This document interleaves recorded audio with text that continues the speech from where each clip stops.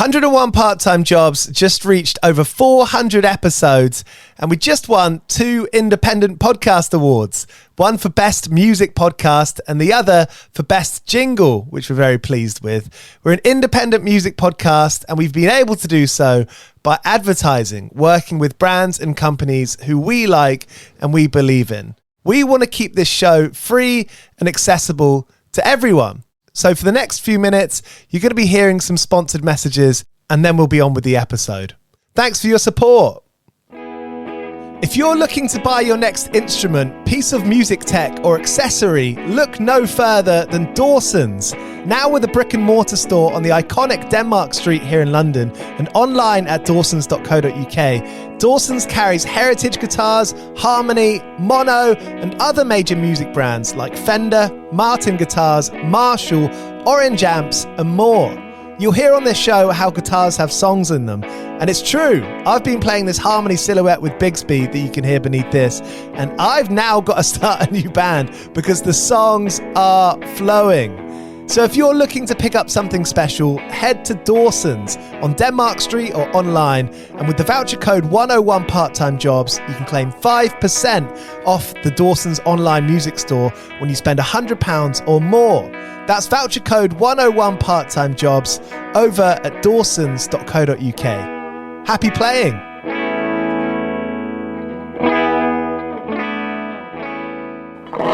Hey, do you play in bands?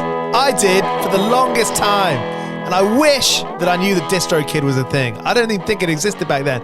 DistroKid makes music distribution fun and easy with unlimited uploads, and artists keep 100% of your royalties and earnings. 1 million plus artists rely on DistroKid to get their music on Spotify, Apple, YouTube, TikTok, Tidal, Instagram, and all the major streaming services. When you get DistroKid, you can see a DistroKid bank and withdraw your earnings. You get notified when you've earned royalties, and you can withdraw via the app. And you can even check your streaming stats on Spotify and Apple. Get 30% off your first year on DistroKid by going to distrokid.com/VIP/101pod. 30% off for your first year. That's not bad. We know it's a tough world out there. Why don't you make it easier for yourself? And to get 30% off that free year as an artist, where you get 100% of your royalties and earnings, go to distrokid.com/VIP/101pod. All right, stay with me. I'll be right back after this. When you need mealtime inspiration, it's worth shopping Kroger for thousands of appetizing ingredients that inspire countless mouth-watering meals. And no matter what tasty choice you make, you'll enjoy our everyday low prices. Plus, extra ways to save, like digital coupons worth over $600 each week and up to $1 off per gallon at the pump with points. So you can get big flavors and big savings. Kroger, fresh for everyone. Fuel restrictions apply. This episode is brought to you by Amazon. The holidays are here, and you know what that means. It's time to get your friends and family the gifts they deserve. Take the stress out of shopping with Amazon's great deals and low prices on a huge range of items from toys to tech and much more. Whoever you're gifting for, Amazon has great prices on everything you need this holiday season. Shop Black Friday week starting November 21st.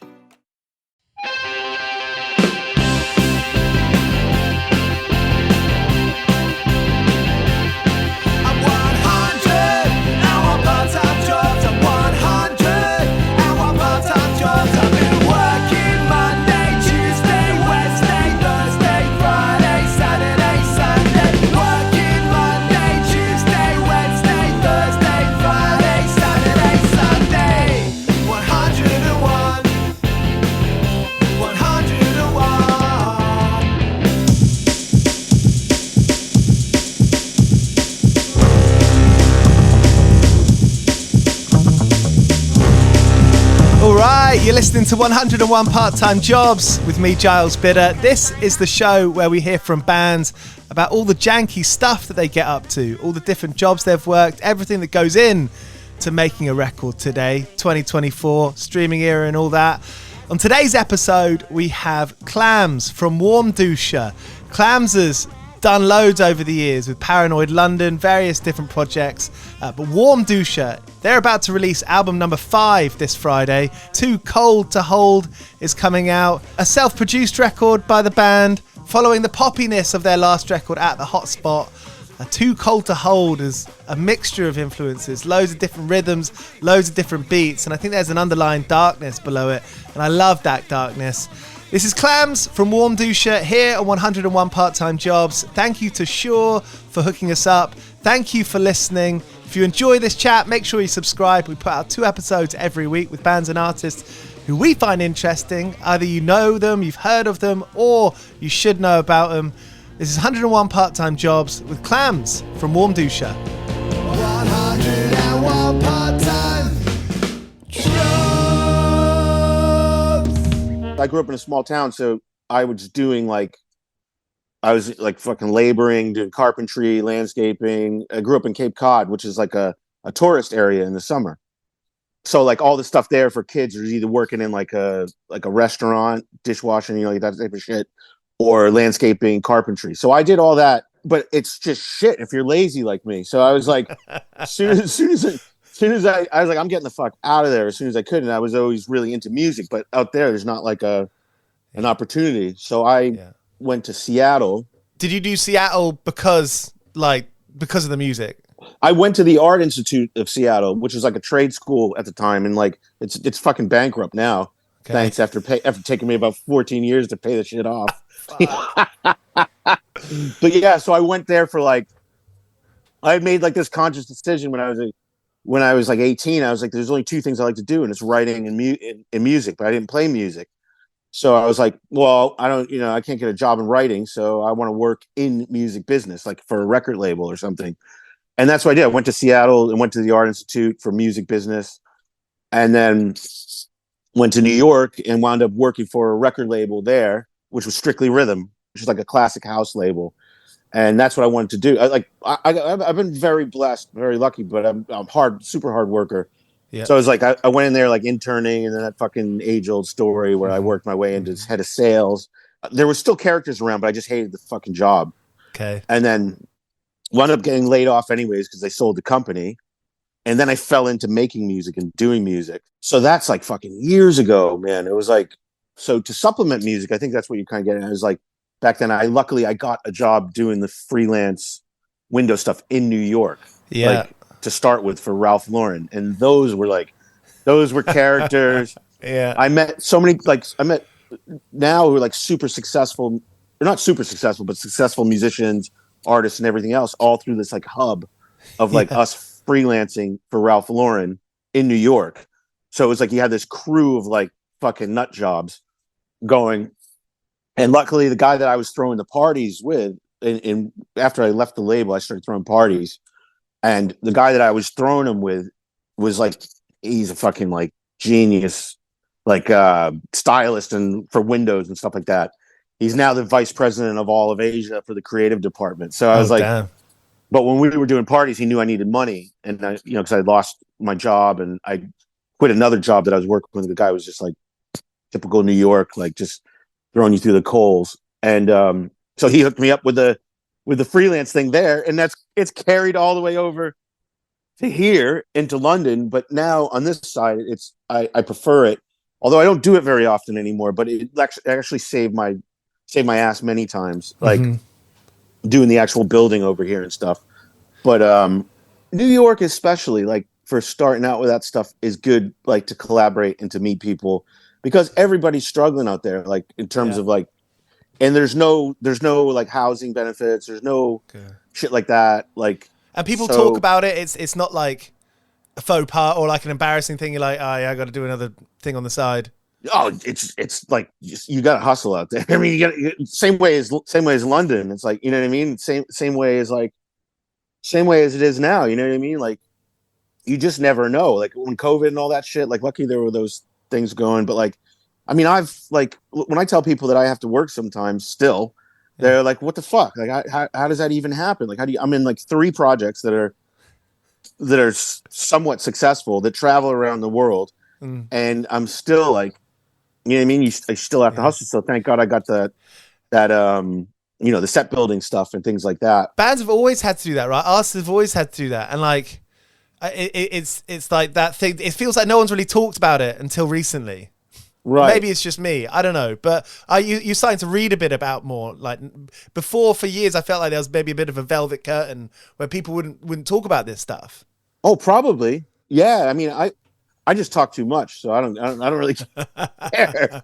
But I mean, it's like, it seems to me, my experience through London or whatever, and being a musician and having, I also have I also have kids, so it's like I've gone through the fucking gamut. So it's like, but what I noticed is like there's two kind of ways you can do it without working. One of which is to like fucking get a house with everyone in your band, which is generally like, or a squat or whatever they were doing. I don't think you can squat anymore. I have no idea, but like you've got to be a certain type of person to do that. You know what I mean? You got to be like 19 or 20. Yeah. And you can't have like a family or you and can, living with guess, your bandmates as if you need any more time together. So like I would see that happen, like where people are just like they're on the dole or whatever, and they're managing to make it, but then they make amazing music that way, or fortunate enough to have some kind of help or have a hookup at a house, or you're working and doing both, and that's been my trip is like, it's crazy. It took me about 5 or 6 years of moving here and doing, maybe 5 years of doing like working like basically almost full time with the set building and like gigging.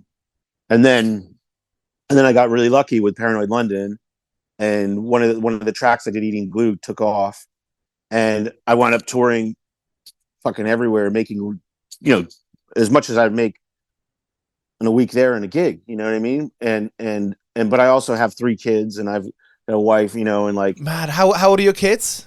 Oh, my oldest is 19 now, and I have twins that are 17.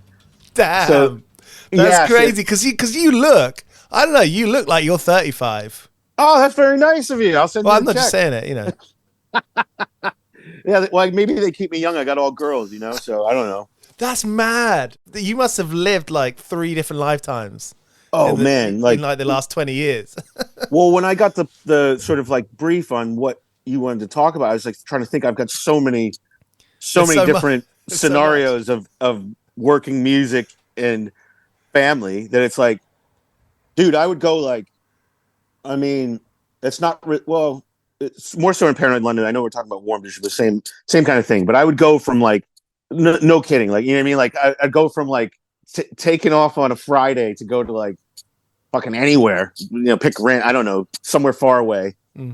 Fly, and going out and doing these mental shows and like, blah, blah, blah, blah, blah, blah, and then coming home on a Sunday, frazzled and fucked, and then taking the kids to school on the Monday and being like, so I'd go from like this, like, whatever, like this sort of party guy to like walking in and dropping my kids off at the school and meeting the other parents and like just being like, my eyes are fucking cross-eyed or whatever. My kids are just like, but my kids have had a great like ride because they've had a really cool, like I've been in their life more, which is really good.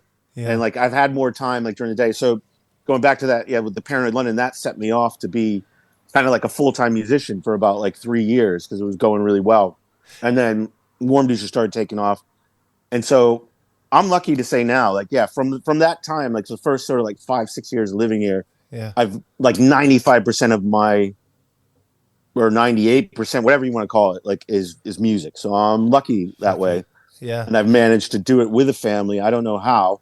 Yeah, it's pretty radical. You don't really hear about that. Like you hear about people having kids and then like fucking off. You know, you hear about that all the time. Like you rarely hear your kind of story. It's like pretty like radical, in the true sense of the word. Well, you can do it. That's the thing. It's just like, it's work, man. It's like, I'm not going to lie. It's like sometimes it was super difficult. Like you have to sacrifice a lot in the sense of like, I was also making music. So we had 3 kids under 3 or 3 and under. So it was like growing up, you know what I mean? Or them growing up and us in this crazy world. It's a miracle that my wife and I are still together. You know what I mean? It's like, so you could take off, but I think it's also in the other sense, as hard as it is, it's like, for me, I'd probably be dead. Like if I didn't have any, you know what I mean? Like, if I didn't have something to go back to and turn for sure. and have like stability in the sense of like, wow, because I'm, you know, fucking my head just goes off in the clouds, and it's like, I if I don't have anyone saying stop, it's like, you know what I mean, or if I had nothing to stop for, it would be like, it's just full on. And then also, I think it is doable. Like I know other musicians who do it and have done it, and it's like this thing like of if there's anybody out there that wants to get pregnant, like, or is getting pregnant, I'll give you some words of advice. You gotta once, for me anyways, I had to tell myself, and my wife knows it anyways, and it's like, I'm not going to change myself for children, otherwise I'm going to resent them and run off. I mean, that being said, you do have to make some kind of sacrifices, so the partying stays to like the weekend or whatever, or this, that, and the other. But I just incorporated my kids into my lifestyle, and I just, you know, it's been awesome for me. So yeah, I'm lucky. And I know there's one other family that I know, like Igor Cavalera, who's a really good friend of mine. He's from Sepultura, you know. Okay, yeah, I know Sepultura, yeah. Yeah, so Igor's the drummer, and his brother, they started the band in Brazil, and they're not in it anymore. They do Cavalera Conspiracy, but anyways, yeah, they're the original founders of it. Okay. Anyways, I found them to be like my like brother, you know, my family, like with family. He's got like 5 kids. Okay. And like they did the exact same thing. They've incorporated their kids into their lifestyle. In early days, they took the baby touring and stuff like that. Like I've never done that. I couldn't do that. Like that's one where I would draw the line now. Although my oldest kid now, and my kids have all been to shows and stuff. My oldest one has performed with us and stuff like that. So that's really sweet. It is. Yeah. So it's like, I know I get this reputation as being this fucking like weirdo, like maniac, but like, I mean, I probably shouldn't unveil the curtain, but yeah, I've got two sides of it. No, but you can be the maniac and the dad, right? You can be like a I am, yeah. And like a, yeah. And that's like interesting. Like I find that's cool. Like that's cooler than having that stability. You fucking, like, anyone needs stability. Everyone, like, having a home life. I don't know, part of this conversation as well is like, how do you make something like music that you care about, how do you make it sustainable? And I guess the answer is like by like having loads of, you know, a few different pistons going at the time, so that you can focus on different things and maybe keep it fresh for yourself. I don't know, it sounds like a cliche saying that, but you know what I mean? No, yeah, it totally is. And like, that's why I do so many different projects. You know what I mean? It's like, I got 3 sort of like things that I work with, I guess you'd say, that earns me some money, you know what I mean? Mm-hmm. Where I can't quit. You know what I mean? So that's been the other thing too. It's like, this is all I do. Yeah. So it's like, I'm in it fucking until the end, you know what I mean? It's like, do you go mad in the week? Like you wake up on the Monday, like you check your emails, blurry eyes, and you're like, fuck, okay, what's today again? Sometimes, but I tell you, like, I've calmed down a lot. In the old days of Warmduscher, when we started, I was managing it, like driving it, doing everything, because it was so sort of like, it was like unsustainable really. But I was like, I believed in it, and everybody else was doing side projects that were more money lucrative or whatever. Yeah. And myself included though, but I just, you know, I was in Paranoid London where I was making good money, and anyways, but so in those early days I was managing it, fucking doing everything. Excuse me. And it suited my personality for a while, because I'm kind of like neurotic, even though I can easily lay in bed all day until I have to get out of bed. So the good thing about kids, man, they make you, for all that depression talk or whatever it is, you don't have time for it.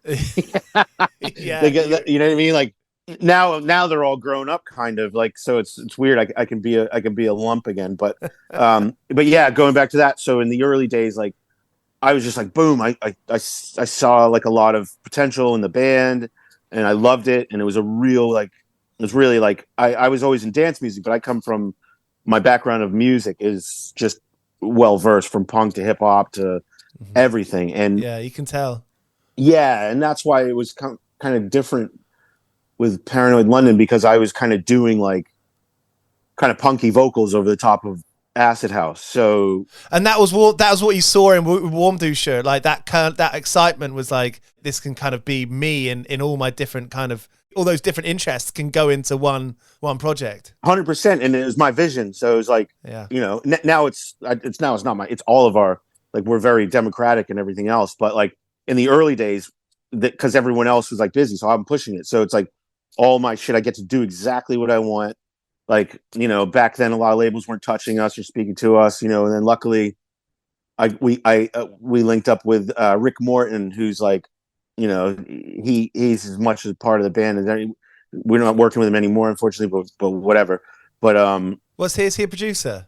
No, he's a booking agent. Okay. He's got a booking agent called Popwire. Okay. And he does a lot of really cool stuff. And Leaf label. So that was around the same time. So those were the first two people that kind of like stuck their neck out for us in terms of like, oh, okay, you know, because the reputation that we had didn't really fit who we were, because we were really hardworking. But everyone just assumed we were just a bunch of fucking knuckleheads or whatever that were like, that wouldn't show up and wouldn't.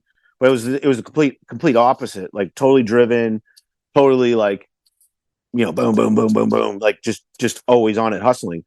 And when we got those two, Leaf label and Rick especially, we started earning because he was booking us shows. So it was like, okay.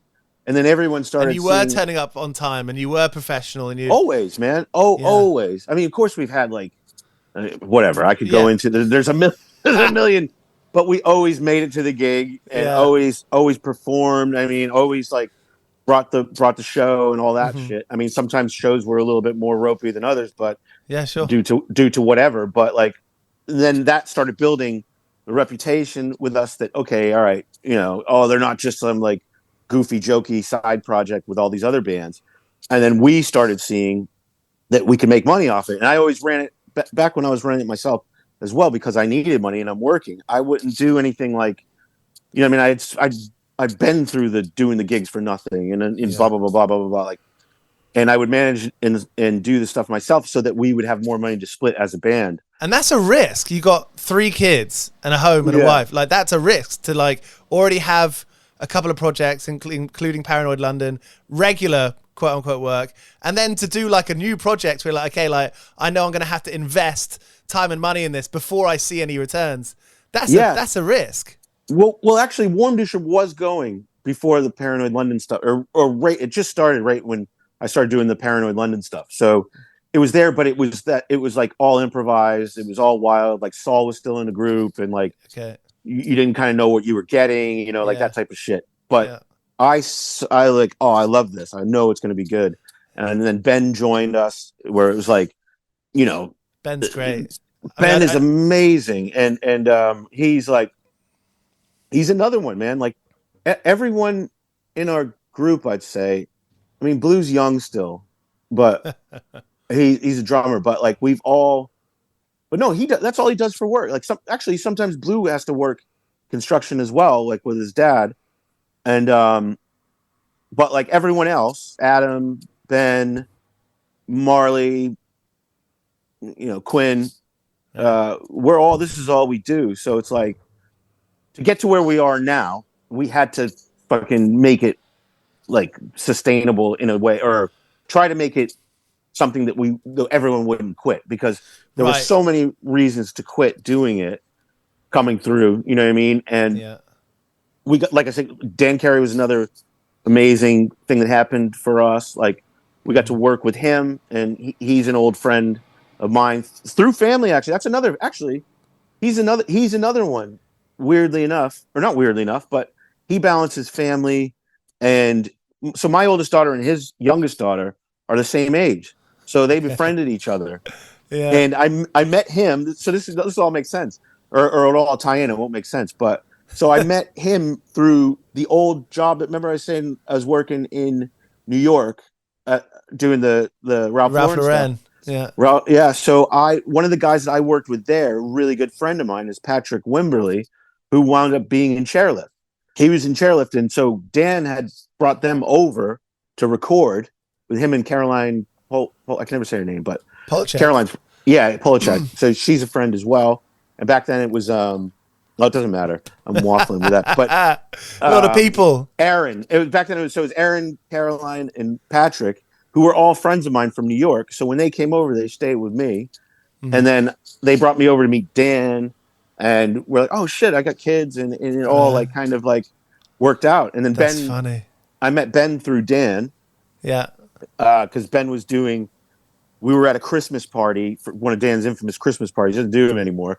But they were like, they'd last for like 3 days, no joke. And it would be like, everyone would go back. And like, for me, I was like, wow, like fucking unbelievable. You have all these insane bands and everyone would convene downstairs and jam. Oh, And like, fuck. yeah. And it was like in that crazy studio. So I was always like chomping at the bit, man. Like, damn, you really got to work with us. I really want to do something. But what was happening with me then? And he loved Paranoid London. He didn't even know I was in it. I don't think he was playing the record and stuff like that. And like, but anyways, I was always like going like, oh, please, I got this shit. But it was never like looking back. It was never like I don't blame him for not touching it. It was shit. But then, hang on one second. Hello. Hey, that's one of my kids.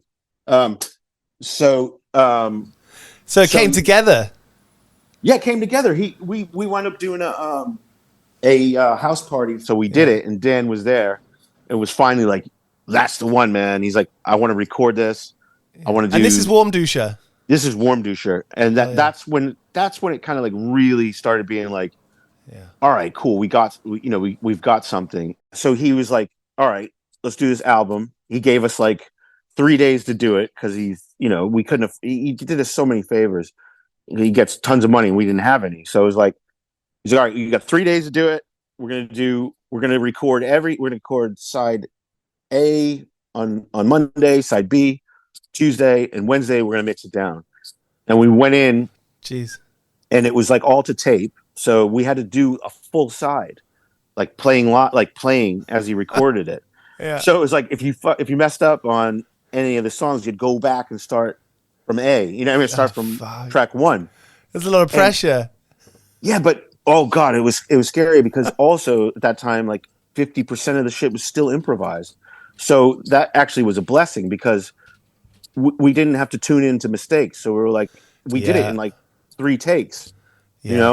Like I got friends. I mean, we did it we made it up on the day of the day we were recording. So I mean, you can tell it's a very simple song, but it's a banger.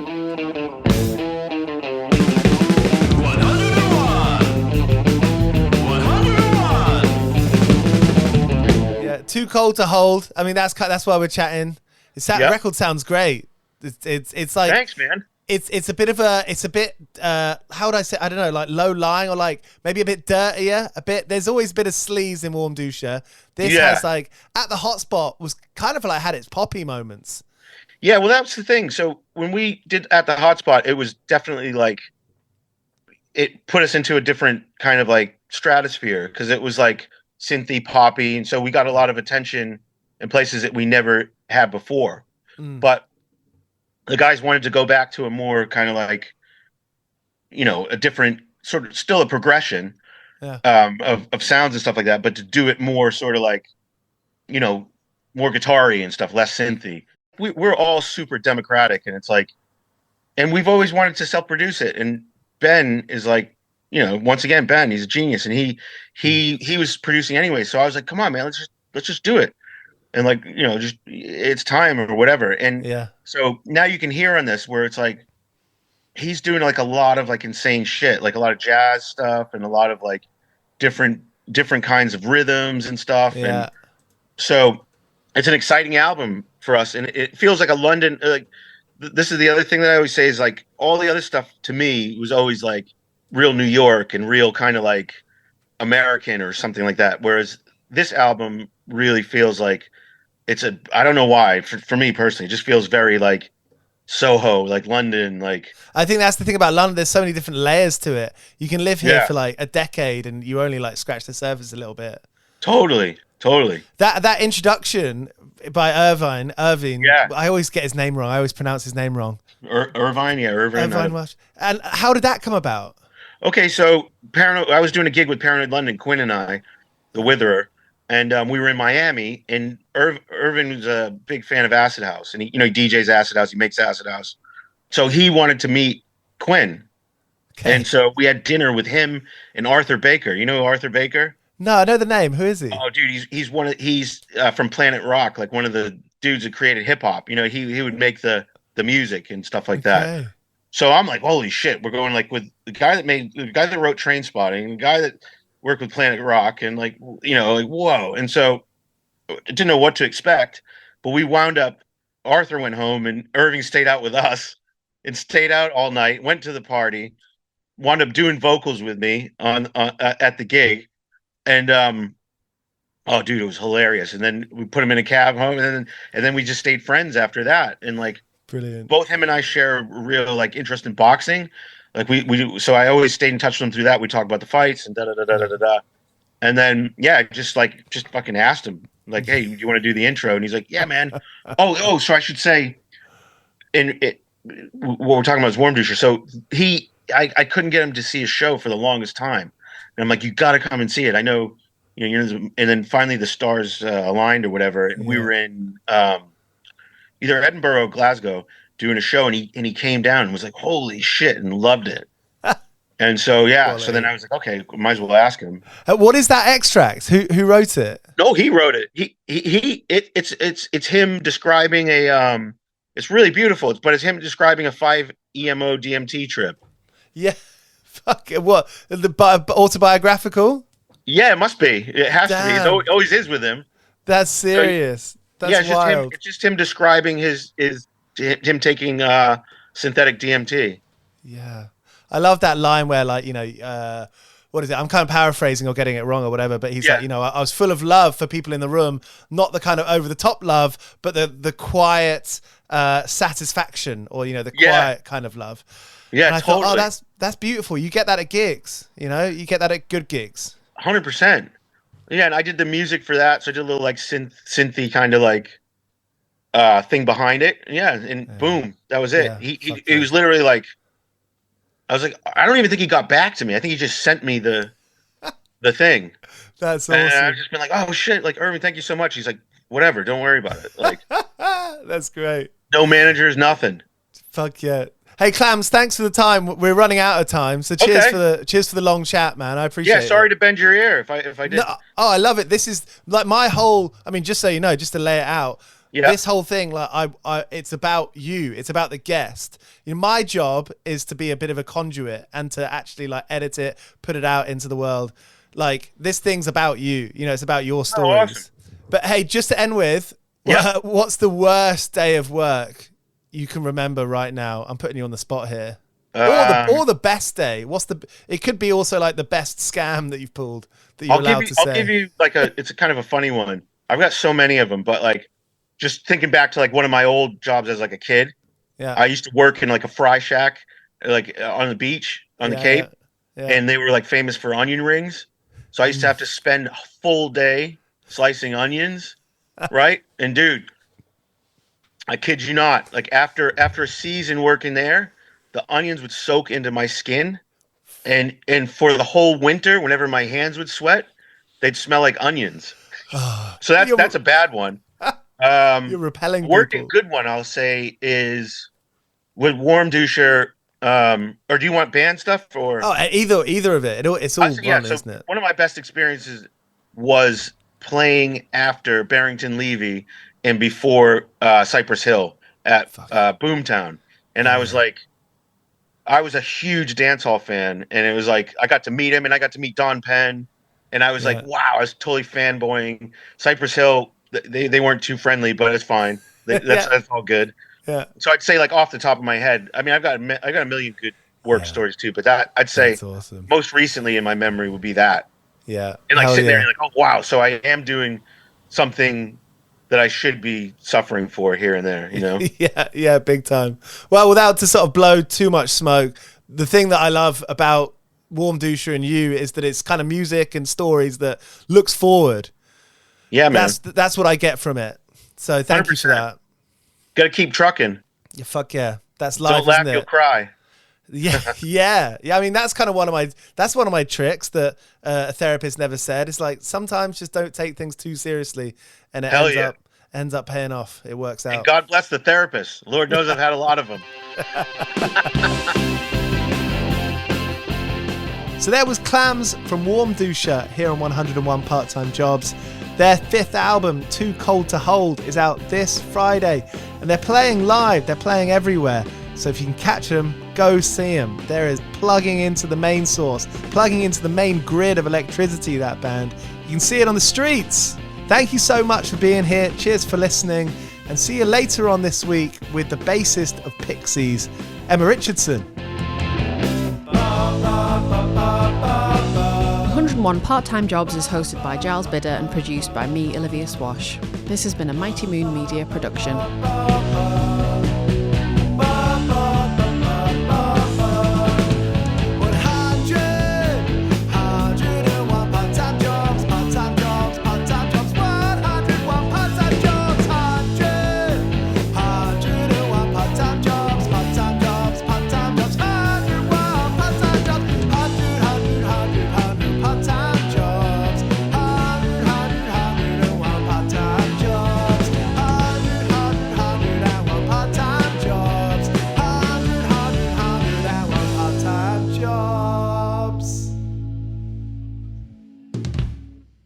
You know, the average hospital visit can cost you around $12,000. So, do you have that kind of extra money lying around if you get sick? Me either. That's why health insurance is so important. Today, you can get health insurance plans for a couple of dollars a day and have health, vision, and dental insurance for you or your whole family. If you're moving or changed or lost your job, we have health insurance options perfect for you. What if you need health insurance for only a few months? We have short-term insurance options ready for you right now with fast approvals and cheap rates. Whatever kind of health insurance you need, we have it. One quick phone call and we'll find you the best health insurance options for you and your family for free. Call this number, 800-352-7084, 800-352-7084, 800-352-7084. For your free health insurance quote, call 800-352-7084. Paid for by healthinsurance100.com. Attention timeshare owners. This is an urgent consumer alert from the Timeshare Exit Hotline, a national company specializing in helping consumers legally get out of their expensive timeshare contracts. We're offering you a way to legally get rid of your timeshare. So if you're fed up with the maintenance fees that keep on coming and want to learn if you can terminate your timeshare legally and permanently, call today. Even if you've tried before and were unsuccessful in getting rid of your timeshare, call today and see if we can help. We offer a complete 100% unconditional client satisfaction guarantee. Make this completely free call and learn how we can help you legally put an end to your timeshare nightmare once and for all. You have nothing to lose, so call right now to qualify and receive a free consultation. 800-951-6756, 800-951-6756. That's 800-951-6756. Paid for by Airtime Media.